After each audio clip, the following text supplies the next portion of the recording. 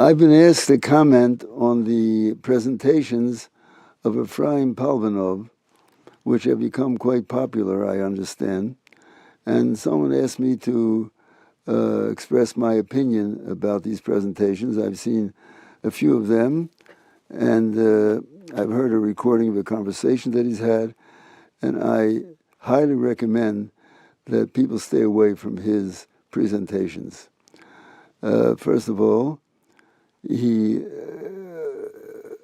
presents Torah Sheba'al Peh as something which is up to a person to decide whether he wants to keep it or not. For example, tefillin, he says, are developed from some ancient custom where Egyptians used to wear tefillin on their head. He shows pictures from Egyptology that they wore, or certain women wore these ornaments on their head. They found remnants of tefillin. He says originally were a different form, and slowly they developed into our tefillin. And because he discounts the whole idea of Torah Sheba'al Peh, that we wear tefillin, or the halachas of tefillin and Torah Sheba'al Peh. In other words, he's questioning Torah Sheba'al Peh. That's not a Jewish thing. It's against the Torah. It's against the Yud Gimel Ikrim of Torah. And someone who wants to be a good Jew should not listen to his presentations.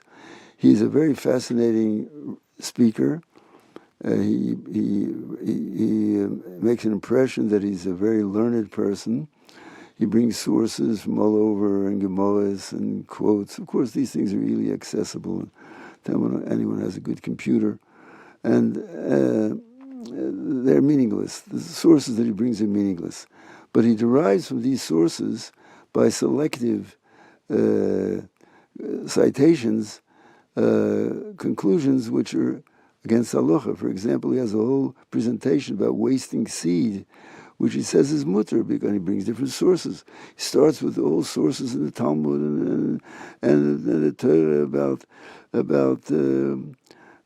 with Tomar and everything, but he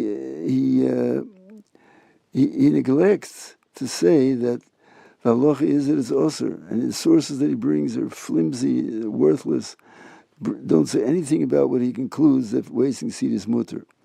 There's a need, he says. It's osur. So he's just a megaleh panav Torah shleik halacha. He just uses the sources of the Torah to conclude things which are not al pi halacha. So that's something that we should stay away from. In one quotation I heard, he says that we have to only keep the Rambam. We don't have to keep the Shulchan Aruch. And he says the Mishnah Berurah is a new religion. It's ignorance, total ignorance. It's not surprising that it's ignorance, because it doesn't sound like he ever learned in a yeshiva. He has no rebbe, no one who taught him. He's all self-taught. But why does halacha end with the Rambam? Why did he pick out the Rambam? What about the Rosh? What about the Rif? What about all the Rishonim after him? And the Shulchan Aruch is nothing but a compilation of the Rambam and other opinions that disagree with him, and the Ramo, and other list of Rishonim that disagree with these three. So why did he choose the Rambam? I don't know. Maybe because the pictures show the Rambam as a modern Jew. I don't know where he got the Rambam. For some reason, the Reformed Jews pick the Rambam as someone that's a modern Jew. But it's not true. It's not true. And the Shulchan Aruch is the Maseres of the Jewish people. What's the halacha? Till this day, the Vilna Gaon kept the Shulchan Aruch. Right? And the Shulchan Aruch is an evolving thing. The tshuvas that are written nowadays apply to shilas that are current. The modern problems that come up, they're all based on the Shulchan Aruch, and they're all based on the Shach and the Taz and all the Gedolim that spoke about the Shulchan Aruch. Why does halacha stop with the Rambam? It's just total ignorance. I don't know if it's deliberate ignorance or it's the bliss of ignorance, but he should not be relied on. And he denies Torah Sheba'al Peh, denies the Maseres of the Jewish people. For example, this thing I mentioned before, that tefillin began with the image of the in Egypt of women wearing something like tefillin on their head. The Gemara mentions, doesn't go to Egyptology for this, because the Gemara mentions in Shabbos and the Mishnah that there's a thing called totofos, which is a woman's ornament. The word totofos means an ornament, except our ornament in Torah Sheba'al Peh says that we put inside that ornament parshas of tefillin, and according to certain specifications of Torah Sheba'al Peh, and Allah L'Moshe Sinai. So it's meaningless. Showing a picture is meaningless, but very impressive. He's a man who knows Egyptology. So again, he's a person that with a lot of fluff, very beautiful presentations, they're all in color and interesting, and the topics are very interesting.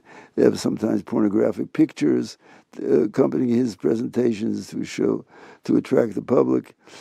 So he's someone who's not an authority on Judaism, and the sources that he brings are irrelevant to the conclusions that he brings, and the premises that he makes, which that there's no Torah Sheba'al Peh, there's no halacha l'Moshe Sinai, are all false. Therefore, one should stay away from Efraim Palvanov.